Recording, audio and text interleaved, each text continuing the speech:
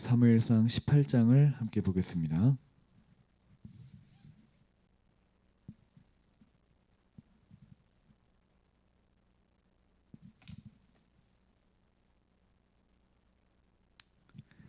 (18장) 6절부터 좀 본문이 긴데요, 29절까지입니다. 제가 그래도 우리 말씀을 읽는 것이 중요하니까 제가 천천히 또 이렇게 집중해서 좀 말씀을 함께 읽을 테니 여러분들이 눈으로 또 마음으로 잘 따라서 말씀을 같이 읽도록 하겠습니다. 읽겠습니다. 무리가 돌아올 때, 곧 다윗이 블레셋 사람을 죽이고 돌아올 때, 여인들이 이스라엘 모든 성읍에서 나와서 노래하며 춤추며 소고와 경쇠를 가지고 왕 사울을 환영하는데, 여인들이 뛰놀며 노래하여 이르되 사울이 죽인 자는 천천히요 다윗은 만만히로다 한지라. 사울이 그 말에 불쾌하여 심히 노하여 이르되 다윗에게는 만만을 돌리고 내게는 천천만 돌리니 그가 더 얻을 것이 나라 말고 무엇이냐 하고, 그날 후로 사울이 다윗을 주목하였더라. 그 이튿날 하나님께서 부리시는 악령이 사울에게 힘있게 내림에 그가 집안에서 정신없이 떠들어대므로 다윗이 평일과 같이 손으로 수금을 타는데, 그때 사울의 손에 창이 있는지라. 그가 스스로 이르기를 내가 다윗을 벽에 박으리라 하고 사울이 그 창을 던졌으나 다윗이 그의 앞에서 2번 피하였더라. 여호와께서 사울을 떠나 다윗과 함께 계심으로 사울이 그를 두려워한지라. 그러므로 사울이 그를 자기 곁에서 떠나게 하고 그를 천부장으로 삼음에 그가 백성 앞에 출입하며 다윗이 그의 모든 일을 지혜롭게 행하니라. 여호와께서 그와 함께 계시니라. 사울은 다윗이 크게 지혜롭게 행함을 보고 그를 두려워하였으나 온 이스라엘과 유다는 다윗을 사랑하였으니 그가 자기들 앞에 출입하기 때문이었더라. 사울이 다윗에게 이르되 내 맏딸 메랍을 내게 아내로 주리니 오직 너는 나를 위하여 용기를 내어 여호와의 싸움을 싸우라 하니, 이는 그가 생각하기를 내 손을 그에게 대지 않고 블레셋 사람들의 손을 그에게 대게 하리라 함이라. 사울에게 내가 누구며 이스라엘 중에 내 친속이나 내 아버지의 집이 무엇이기에 내가 왕의 사위가 되리이까 하였더니, 사울의 딸 메랍을 다윗에게 줄 시기에 무올라 사람 아드리엘에게 아내로 주었더라. 사울의 딸 미갈이 다윗을 사랑하며 어떤 사람이 사울에게 알린지라. 사울이 그 일을 좋게 여겨 스스로 이르되 내가 딸을 그에게 주어서 그에게 올무가 되게 하고 블레셋 사람들의 손으로 그를 치게 하리라 하고, 이에 사울이 다윗에게 이르되 내가 오늘 다시 내 사위가 되리라 하니라. 사울이 그의 신하들에게 명령하되 너희는 다윗에게 비밀히 말하여 이르기를 보라, 왕이 너를 기뻐하시고 모든 신하도 너를 사랑하나니 그런즉 내가 왕의 사위가 되는 것이 가하니라 하라. 사울의 신하들이 이 말을 다윗의 귀에 전하매 다윗이 이르되 왕의 사위 되는 것을 너희는 작은 일로 보느냐, 나는 가난하고 천한 사람이라 한지라. 사울의 신하들이 사울에게 말하여 이르되 다윗이 이러이러하게 말하더이다 하니, 사울이 이르되 너희는 다윗에게 이같이 말하기를 왕이 아무것도 원하지 아니하고 다만 왕의 원수의 부복으로 블레셋 사람들의 포피 100개를 원하신다 하라 하였으니, 이는 사울의 생각에 다윗을 블레셋 사람들의 손에 죽게 하리라 함이라. 사울의 신하들이 이 말을 다윗에게 아뢰매 다윗이 왕의 사위 되는 것을 좋게 여김으로 결혼할 날이 차기 전에 다윗이 일어나서 그의 부하들과 함께 가서 블레셋 사람 200명을 죽이고 그들의 포피를 가져다가 수대로 왕께 드려 왕의 사위가 되고자 하니, 사울이 그의 딸 미갈을 다윗에게 아내로 주었더라. 여호와께서 다윗과 함께 계심을 사울이 보고 알았고 사울의 딸 미갈도 그를 사랑하므로 사울이 다윗을 더욱더욱 두려워하여 평생에 다윗의 대적이 된지라. 아멘. 네, 좀 긴 본문이었지만 우리가 한번 같이 읽었습니다. 다윗에 대하여 우리가 나누는 과정에 있지만 이번 주와 오늘과 그리고 다음 주는 두 사람에 대해서 한번 좀 생각을 해보려고 합니다. 하나는 오늘은 사울에 대해서 생각을 좀 해보려고 하고 다음 주는 요나단에 대해서 한번 나누고자 하는데요.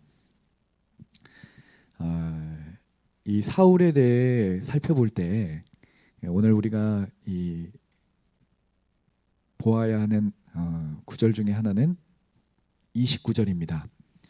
29절을 보니까 사울이 다윗을 더욱더욱 두려워하여 평생에 다윗의 대적이 되니라 이렇게 기록이 되어 있죠. 평생에 다윗의 대적이 되니라. 네. 우리가 잘 알다시피 그가 전쟁 중에 스스로 목숨을 끊을 때까지 이후에 이제 사울의 삶은 다윗을 죽이는데 그 모든 그 삶의 에너지가 이렇게 집중되어 있는 그런 삶을 살았습니다. 그래서 나라를 돌봐야 될 왕이 이 한 사람을 죽이지를 못해서 모든 것을 다 팽개치고 그 사람의 뒤를 무려 10여 년을 뒤쫓고 있는 그런 일을 이제 우리가 앞으로 보게 되는 거죠. 여러분 그러나 우리가 사울이 처음부터 다윗을 이렇게 나는 이 다윗이라는 인간을 죽이고야 말겠다 이러면서 노골적이고 그리고 집요하게 이렇게 죽이기 시작했던 것은 아닙니다. 처음부터요. 바로 이 처음에는 이러한 평생의 대적이 되니라 하는 이 말씀 구절이 나타나기까지는 사실 두 번의 다윗을 죽이려는 그 어떤 일련의 시도가 있었고 그 일이 지나고 나서야 이제 사울이 평생의 다윗의 대적이 된 그런 사건이 기록이 되어 있는 거죠. 두 번의 과정 중에 첫 번째는 우발적으로 일어난 사건이었습니다. 다윗에게 사울이 창을 던진 사건이었는데요. 워낙 유명한 사건이니까 우리가 잘 알고 있죠. 10절을 보니까 하나님께서 부리시는 악한 영이 사울에게 힘있게 내렸습니다. 그러니까 사울이 이전에도 이렇게 악한 영이 역사를 하면 정신없이 떠들어대고 그리고 또 이 온전한 정신 상태에 있지를 못했는데 오늘은 이제 더욱더 이 강조된 강조되어 표현된 것처럼 힘있게 이렇게 악한 영의 역사가 있게 되니까 이전보다도 더욱더 무엇인가 험악하고 혼란스러운 모습으로 시작했다고 성경이 기록되어 있죠. 아마 이렇게 정신이 없었던 사울이 직접 다윗을 이렇게 불렀을 리는 없고 사울이 이렇게 된 것이 한 번, 두 번이 아닐 테니까 다른 사람들이 또 시작되었구나 하면서 다윗에게 이제 사람을 보냈겠죠. 다윗이 이제 베들레헴에서 사울이 있는 곳을 오갔으니까 아마 이런 상태로 사울이 그냥 짧게 있었던 것이 아니라 다윗에게 사람을 보내어 또 다윗이 이쪽으로 오기까지 아마 꽤 많은 시간을 그렇게 정신없이 그런 상태에서 머물러 있었을 것입니다.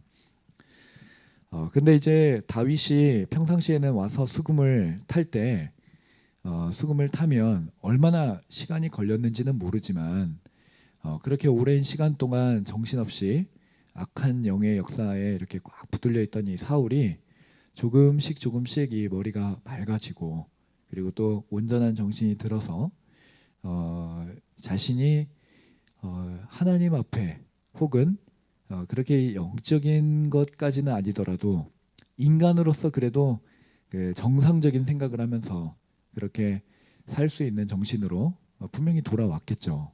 근데 어찌된 일인지 이때는 그렇게 되었다는 기사가 없고 굉장히 충동적으로 사울이 다윗에게 창을 던졌고 그 창을 다윗이 피하였는데 그것을 그냥 한 번 던지고 만 것이 아니라 이제 두 번 시도를 하였고 두 번 다 다윗이 그것을 피한 이렇게 기록이 되어 있습니다. 네, 우리가 여기에서 이제 주의할 점은 그럼에도 불구하고 사울이 악한 영 때문에 이렇게 다윗을 죽이려고 한 것이다 이렇게 생각해서는 안 될 것이에요. 더더군다나 이 악한 영은 하나님께서 부리시는 악한 영이라고 10절에도 기록이 되어 있기 때문에 자칫 우리가 잘못 생각하면 사울의 죄가 아니라 악한 영 때문이었고, 심지어 그 악한 영은 하나님이 부리시는 영이었으니 사실 이 모든 책임이 하나님께 있는 것처럼 생각할 수 있는 여지가 있습니다. 오늘날에도 잘못을 저지른, 범죄를 저지른 사람들이 내가 만취한 상태에서 어쩔 수가 없다는 식의 변명을 대고, 또 우리나라 법이 이상하게 그런 것들을 또 많이 용인을 해주잖아요. 근데 뭐 이거는 누가 상식적으로 생각을 해도 잘못된 것입니다. 이제 자기가 술을 마신 것도 자기 자신이지, 술이 원치 않는데 내 목구멍 속으로 들어와서 나를 취하게 하고 나로 하여금 그릇된 행동들을 하게 만든 건 아니잖아요. 그러니까 사울도 사실은 악한 영의 영향 아래 있었던 것은 분명하지만 하나님에게 그 원인을 돌려서도 안 되고, 악한 영에게 그 원인을 돌려서도 안 되고, 결국 이 다윗에게 창을 던진 것은 사울 자신이었다는 것을 여러분들은 기억하셔야 됩니다. 그래서 성경이 그렇게 아주 뚜렷한 증거를 여기다 딱 기록해 놨는데요. 이렇게 보면 11절에 그가 스스로 이르기를, 그러니까 뭐 굉장히 정신없는 상태, 혹은 그런 상태에서 조금씩 깨어나고 있는 그런 때인지도 모르겠는데, 사울이 어쨌건 막 이렇게 자신도 자기 손발을 제어하지 못하는 그런 상태에서 창을 던진 것이 아니라 자기의 이 정신 속에서는 스스로 그러한 결심을 할 수 있는 그런 정도에서 그것을 했다는 거죠. 그래서 스스로 이르기를 내가 다윗을 벽에 박으리라, 이렇게 결심하는 것을 성경이 빠뜨리지 않고 여기에 기록을 해놨고, 그렇기 때문에 이 사울이 다윗을 죽이기 위해 창을 던진 것은 사울 자신의 결심이었다는 것을 우리가 이제 볼 수 있게 되는 겁니다. 뭐 악한 영의 영향이 있었을까요? 없었을까요? 뭐 물론 있었을 수도 있고 없었을 수도 있는데, 분명한 것은 그 악한 영의 어떤 영향력이 있었다 하더라도 사울이 전혀 없던 것을 한 것이 아니라 자기의 마음 안에 품고 스스로 그 당시에 결단했던 것을, 오히려 악한 영의 역사라는 그것을 빌미 삼아서 다윗을 죽이기 위해 창을 던진 거지, 자기는 다윗을 절대로 죽이려고 안 했는데 그렇게 어쩔 수 없이 창을 던진 그런 상황이 아니라는 것을 여러분들은 이제 기억을 해야 됩니다. 어쨌건 이 사건은 굉장히 우발적이었고 충동적으로 일어난 사건이었죠. 첫 번째 사건입니다. 근데 두 번째 사건은 이것보다 이제 조금 계략적으로 이제 벌어졌는데요. 이 사울이 던진 창을 다윗이 피하고, 이제 사울이 좀 부담이 되었겠죠. 그래서 다윗을 옆에 두는 것도 부담이었고, 어떻게 보면 이제 다윗이 가까이 오는 것 자체를 별로 좋아하지 않는 그런 상황이었을 거예요. 그러니까 이 다윗을 이렇게 다른 곳에 보냈습니다. 근데 보내고 나서 그냥 내버려둔 것이 아니라 어떻게 하면 이 다윗을 죽일까 한번 이제 생각을 해본 거예요. 아마 연장선이겠죠. 근데 이제 꾀를 낸 것은 자기가 이제 직접 죽이는 거는 이제 부담이 된 거예요. 그때는 충동적으로 창을 던졌지만 이제는 이제 다윗이 대중적으로 분명히 인기가 있다는 것을 알고 있었고, 그의 명성이 이제 알려지기 시작했었고, 더더군다나 지금 이 19절에 보면 온 이스라엘과 유대가 다윗을 사랑하였다고 하니까, 오히려 사울은 다윗을 다른 곳으로 보냈는데 그 일이 다윗을 백성들과 더 가까이 하게 하고 다윗이 어떤 사람인가를 알리게 될 기회가 돼서 오히려 그가 많은 사람들에게 사랑받는 자리에 서게 된 거죠. 이렇게 되니까 사울은 분명히 다윗을 그렇게 충동적으로 죽일 수 없는 그런 상황이었겠죠. 그래서 꾀를 낸 것은 뭐 우리가 본문에 다 기록되어 있으니까 뭐 대략 이제 내용은 알 겁니다. 그러니까 계략을 낸 거죠. 그래서 자기가 직접 손을 대지 않고 그 딸을 빌미로 해서 왕의 사위가 되는 게 좋지 않겠냐 해서, 또 그 좀 치사해요. 그래서 자기가 직접 얘기도 안 하고 약간 돌려서 말하고, 제가 그 제가 제일 싫어하는 사람 중에 하나예요. 이런 류의 사람들. 그러니까 자기가 할 얘기를 직접 와서 하면 되는데 딴 데 가서 이렇게 말을 흘려가지고 돌고 돌아와서 자기한테 얘기가 들리는 거는 얼마나 이게 좀 비겁한 행동이에요. 그런 건 대부분 뭔가 꿍꿍이가 있기 때문인데 사울이 딱 그 모양새잖아요. 이렇게 말을 돌려가지고 다윗을 이렇게 부추겨가지고, 그러니까 이 사람 다윗이 사실 이런 부추김을 받는다고 그 전쟁에서 막 앞서 뛰어나가고 공을 세우려고 오바하고 그런 사람 아니었잖아요. 그러니까 지금 사울의 계략은 그거거든요. 그러니까 전쟁터에 나가지만 이 사람이 평상시에는 그 침착하게 싸울 수 있는데 왕의 사위가 되어야 하고 어떤 목적을 이루어내야 한다는 그 부담감을 줘서 이 사람이 싸움터에서 공을 세우기 위해서 급한 마음으로 전쟁에 참여하면 분명히 실수할 수 있게 마련이고, 더더군다나 그 다윗이 그 범죄하였을 때 밧세바의 그 남편이었던 우리아를 죽인 방식처럼 조금만 그 사울의 신복들을 주변에 심어놔도 그런 죽임을 당하는 상황을 만들 수가 있을 거라고 계산을 한 거죠. 근데 다윗은 사실 그런 사람이 아니었어요. 공을 세우기 위해 이전에는 좀 덜 하다가 공을 세우려고 막 악착같이 뭔가를 하는 그런 사람이 아니었고, 아마도 제가 생각할 때 이런 것이 없다 하더라도 다윗은 그 전쟁터에서 자신이 가고 있는 최고의 기량을, 그 전쟁을 잘 치르기 위해서 헌신하고, 그리고 전쟁터에서 필요한 공을 세울 수 있는 사람이었습니다. 왜냐하면 우리가 잘 알다시피 다윗에게 있어 이 전쟁은 언제나 하나님의 전쟁이었거든요. 자신의 공을 위해서도 아니고, 그리고 단순히 이스라엘 국가를 위해서도 아니고, 또 여기에도 이제 뭐 사울의 전쟁이라고 이제 우리가 이 전쟁을 또 어떤 의미에서는 그렇게 말할 수가 있는데, 그 자기의 주군이 되는, 임금이 되는, 왕이 되는 사울을 위해서도 전쟁을 한 게 아니었어요. 다윗은 하나님의 나라를 위해서 일하는 사람이었고 하나님 나라를 위해서 싸우는 사람이었잖아요. 그러니까 그에게 있어 전쟁은 언제나 최선이었고 언제나 최고의 기량을 가지고 참여해야 하는 그런 전쟁이었던 거예요. 그러니까 사울은 이제 다윗의 그런 마음을 사실 모르겠죠. 왜냐하면 자기가 가진 것 이상으로 상대방이 가진 걸 볼 수 없거든요. 그러니까 상대방이 아무리 훌륭한 사람이어도 내가 가진 만큼 상대방을 파악하고 볼 수 있고 판단하는 거지, 자기가 생각하는 것 이상으로 다윗이 하나님 앞에 경건하고 그리고 또 바른 중심을 갖고 있다는 생각을 사울은 못하는 거예요. 더더군다나 이렇게 시행하는 방식도 굉장히 지저분해요. 그래서 요구하는 것 자체가 사실 이렇게 무언가 선하고 아름다운 그런 요구를 하는 것이 아니라 굉장히 우리가 읽기에도 뭔가 거북하고 부담스러운 요구들을 하고 그것들을 다윗에게 가져오라 하는 거잖아요. 그러니까 여러분, 이런 것들이 얼마나 사울이 어떤 사람인가를 보여주는 거죠. 근데 이제 잘 알다시피 둘 다 실패를 합니다. 근데 이 사건을 두 번의 경험을 통해서 결국 이제 다윗은 사울의 딸 미갈과 결혼을 하게 됐고, 우리가 그 읽은 마지막 구절처럼 사울이 평생에 다윗의 대적이 되었다, 이렇게 마침표를 딱 찍은 거죠. 자, 여러분, 우리가 생각해 볼 것은 이것입니다. 왜 사울이 이런 다윗을 죽이려고 했을까요? 사울이 왜 다윗을 죽이려고 했을까요? 사건의 발달은 분명히 이 여인들이 외치는 소리였습니다.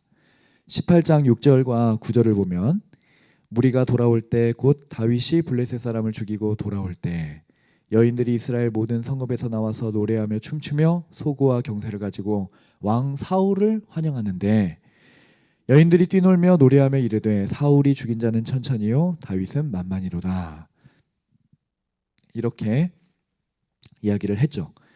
그러니까 사울이 이 말을 딱 듣고 너무너무 불쾌해졌어요. 그리고 이 9절을 보니까 그날 후로 사울이 다윗을 주목하였더라, 이렇게 기록이 되어 있죠. 그러니까 아직 뭐 다윗을 죽이겠다 뭐 이런 생각을 한 건 아니에요. 그냥 일단은 그 전에는 뭐 다윗의 행동에 어떤 의미를 부여하거나, 그러니까 사실 쓸데없는 의미죠. 다윗은 뭐 이전이나 지금이나 뭐 어떤 동기나 잘못된 동기나 그릇된 목적을 가지고 행동하던 게 아니었는데 사울의 눈에 이제 다윗의 행동이 주목이 되기 시작했는데 뭐 좋은 의미에서의 주목이 아니라 다윗의 행동에 어떤 잘못된 의미를 부여하고 그리고 그 의미를 자신이 또 잘못 해석하고 이러면서 다윗의 행동 거지 하나하나를 쳐다보기 시작했다. 어떠한 관점을 가지고 그러니까 그런 식으로 우리가 해석을 할 수 있겠죠. 그러니까 이것이 이제 발단이 되어서 이제 사울 안에 다윗을 이제 죽여야 되겠다. 내가 저 이의 평생의 대적이 되어야 되겠다. 이런 결심으로 나아갈 어떤 계기가 되기 시작한 거죠. 네. 그래서 이것을 이제 발단이 여기에서부터 시작되었기 때문에 우리가 자칫하면 그냥 이게 표면적으로 이렇게 성경을 읽고 지나가 버리면 어떤 생각이 드냐면 결국 이 다윗을 죽이려고 한 거는 사울의 어떤 질투심, 어떤 시기 때문이었겠구나. 왜냐하면 이제 사울이 죽인 거는 천천히요. 다윗은 만만이다. 이렇게 하니까 여인들이 외치니까 우리 같아도 누가 누구를 칭찬하면 사실 뭐 사울처럼 막 이렇게까지 반응하진 않아도 뭔가 조금 배 아픈 마음도 있고 그러잖아요. 저는 자주 그래요. 네. 누가 칭찬을 하면 저도 칭찬해주고 싶죠. 근데 뭐 속마음으로는 나도 저런 칭찬을 받는 사람이어야 될 텐데 뭐 이런 생각도 들고 내가 가진 그 진가도 있는데 저 사람 잘 모르네 뭐 이런 생각도 하고 저만 그건가요? 여러분도 다 뭐 비슷한 마음들이 좀 있잖아요 사람에게는. 예. 근데 사울도 왜 그런 마음이 없었겠어요. 예. 그러니까 아무리 너그러운 왕도 그 부하가 자기보다 뭔가 칭찬을 받는 듯하면 더더군다나 이거는 사울의 전쟁이에요. 사울의 전쟁. 예. 왕이 사울이었기 때문에 어쨌건 사울이 이 전쟁을 이끌고 있었고 여인들도 다윗을 환영하러 나온 건 아니에요. 그러니까 여기 보면 사울을 환영하는데 라고 써져 있잖아요. 그러니까 왕 사울이 오니까 막 진심으로 환영을 했을 거예요. 사울도. 근데 다 아는 거죠. 이제 다윗이 분명히 이 싸움을 뭔가 변화시킨 그 계기를 마련한 사람이었고 그냥 단지 골리앗만 죽여서 계기를 만들고 끝난 게 아니라 지금 이 지속되는 싸움에서도 뭔가 틀림없이 눈에 띄는 공을 세우고 있다는 것을 왜 몰랐겠어요? 다 알고 있었던 거죠. 그러니까 왕 사울도 칭찬을 했지만 다윗도 칭찬을 한 거죠. 근데 이제 사울이 그거를 분명히 좋게 여기진 않았을 거예요. 네. 더더구나 사울이 지금 뭐 정상적인 상태가 아니잖아요. 그러니까 분명히 그의 마음 안에 질투심도 있었을 테고 그렇지만 제가 볼 때는 그거는 중요한 이유가 아니었어요. 보다 중요한 이유가 있는데 그거는 뭐냐면 바로 두려움이었습니다. 두려움. 그래서 여기 두렵다는 말이 이제 그 본문에 몇 번 써져 있어요. 12절을 보니까 여호와께서 사울을 떠나 다윗과 함께 계심으로 사울이 그를 두려워한지라 이렇게 되어 있죠. 12절에. 그러니까 이제 창을 던지고 피하는 그걸 보면서 사울이 그를 두려워한 거예요. 그리고 또한 15절에도 보면 사울은 다윗이 크게 지혜롭게 행함을 보고 그를 두려워하였으나 이렇게 되어 있죠.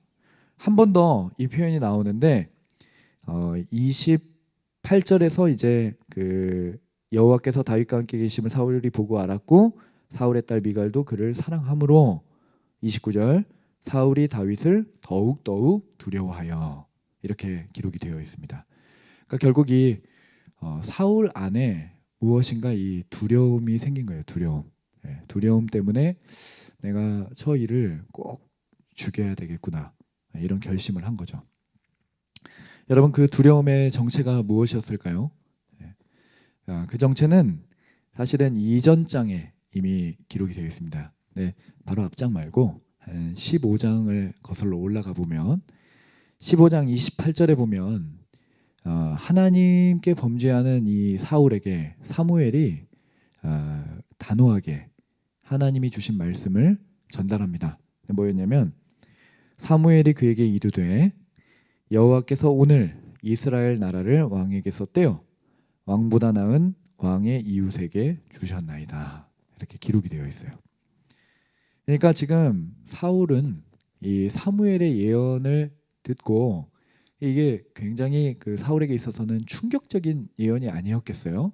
그 자기가 왕인데 그리고 이 나라를 다스리는 사람인데 너를 하나님이 폐위시키고 그 다음에 네가 잘 아는 사람 중에 네 주변에 있는 사람 중에 한 명을 대신 왕으로 세울 것이다. 이렇게 예언을 한 거예요. 그러니까 그 말씀이 이 사울의 귓가에서 떠났겠습니까? 떠나지 않았겠습니까? 당연히 그의 마음에 이 그 자리를 딱 틀고 앉아서 어떠한 일이 일어났을 때 그것을 민감하게 보게 하는 작용을 했겠죠. 네. 그래서 이 여인들의 노랫소리를 듣던 그때부터 사울의 두려움이 사실은 시작이 되었어요.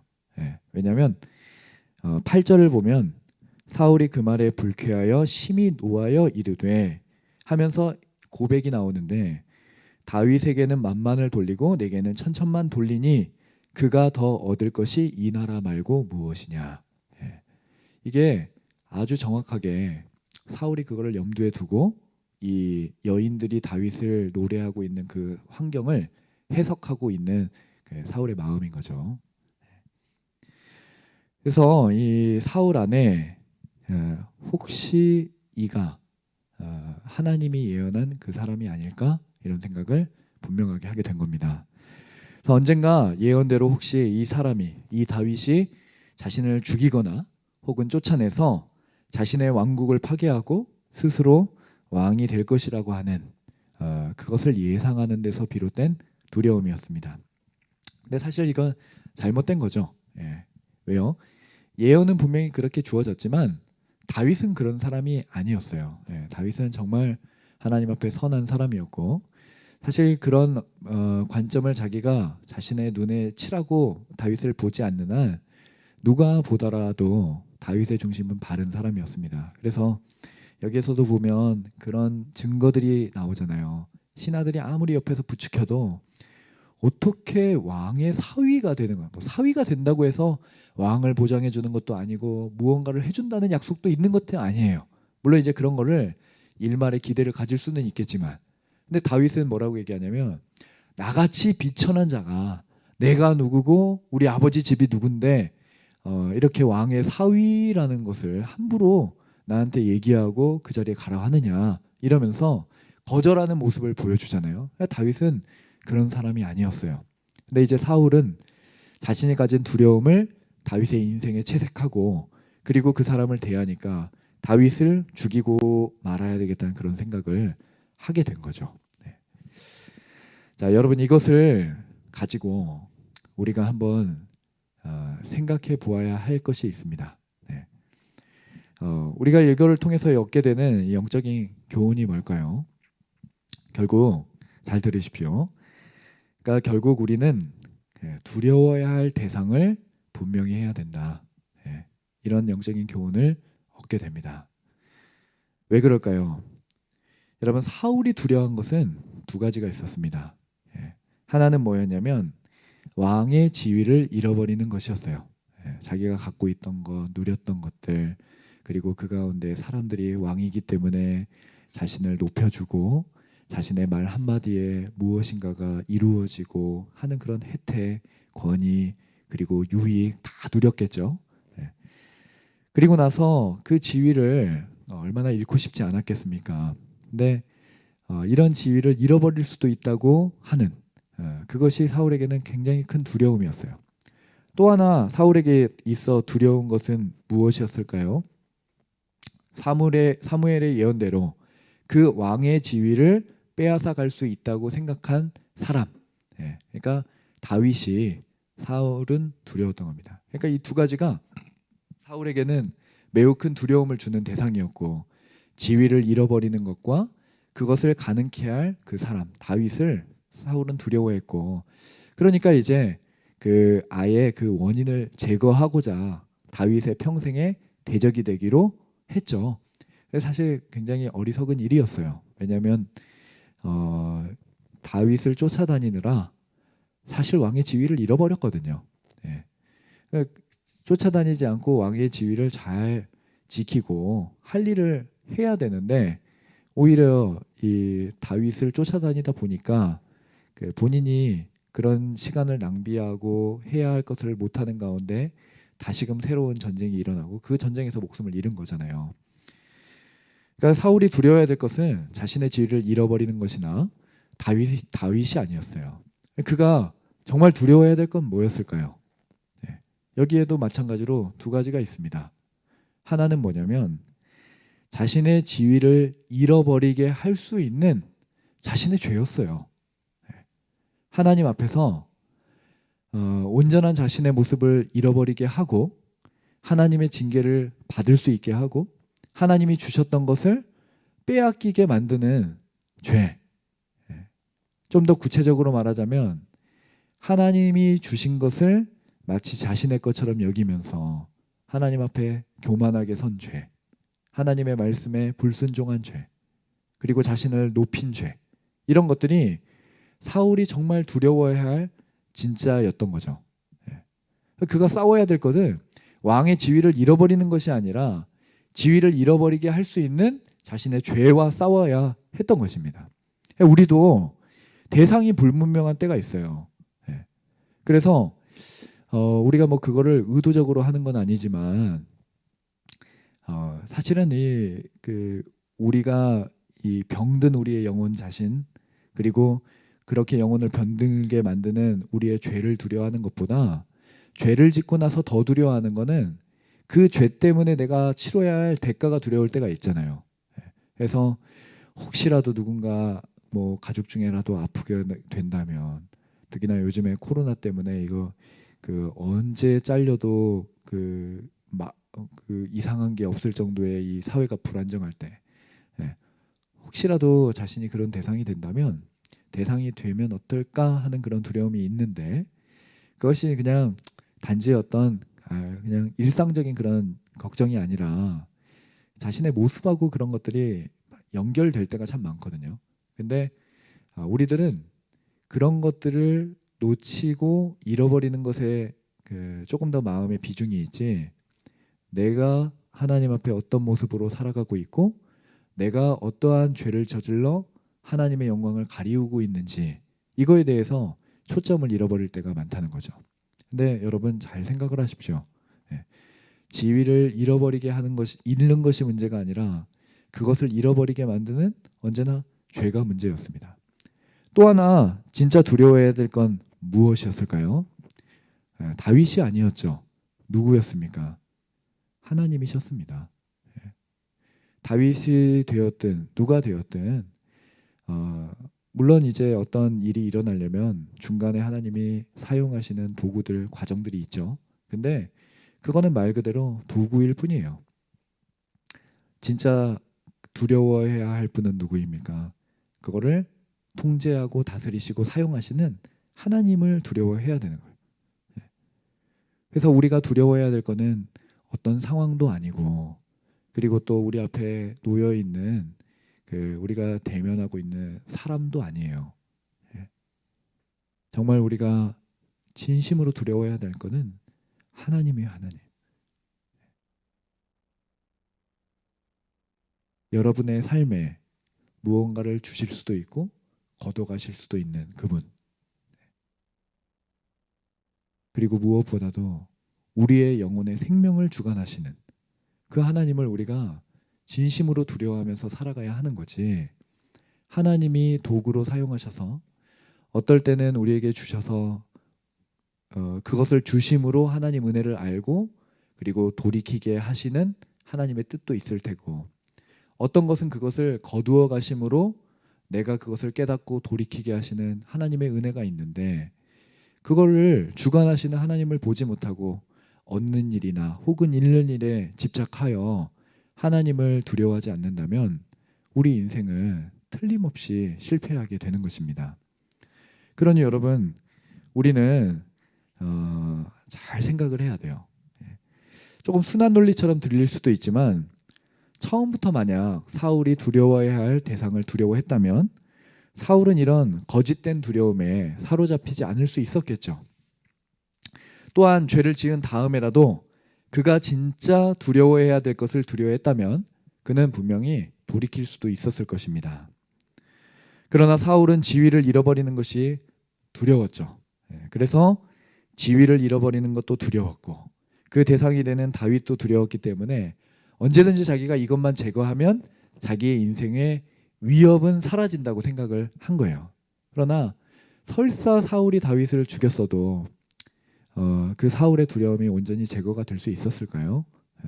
그러지 않았을 거예요. 결국 사울 안에 있는 죄와 그리고 그 죄를 미워하시는 하나님이 여전히 살아계신 한 돌이키지 않는 사울은 평생을 두려움 가운데 살 수밖에 없었을 것입니다. 여러분, 그러니 우리는 이 사울을 아주 주의 깊게 눈여겨봐야 합니다. 우리 중에는 뭐 그런 걱정을 하는 사람은 없겠죠. 혹시 내가 사울 같은 사람은 아닐까, 그런 걱정을 하지는 않죠, 여러분. 네. 그런 걱정은 안 해도 돼요. 네. 하나님이 여러분을 사랑하시고 뭐 하나님 부리시는 악령이 나를 덮치면 어떡하나 이런 걱정을 할 필요는 없어요. 그런데 이 사울을 통해서 받을 수 있는 교훈은 우리 자신에게도 적용해 봄직한 일입니다. 그래서 내가 정말 두려워하는 것이 무엇인지를 아주 명확하게 볼 수 있어야 하고, 그리고 내가 무엇을 두려워해야 되는지를 기억하며 살 수 있어요. 결국 정말 두려워하는 건 뭐라고요? 우리의 죄와 그리고 하나님. 이것을 우리가 흔들리지 않고 마음에 딱 촛대로 삼아서 그거를 기억하고 살아간다면, 여러분, 우리는 두려워하지 않을 것을 두려워해서 헛된 일에 인생을 낭비하는 그런 사람들이 결코 되지 않을 것입니다. 그리고 정말 두려워할 것을 두려워한다면 하나님 앞에 여러분들은 온전한 삶을 살 수 있을 거예요. 그러니까 여러분 모두가 이런 마음을 가지고 하나님 앞에 살기를 저는 바라고, 하나님을 두려워하는 가운데 여러분들의 삶이 아주 건강하게 이렇게 세워지었으면 좋겠습니다. 오늘 한번 말씀을 좀 붙잡고 우리가 기도하는 시간 좀 갖도록 하겠습니다.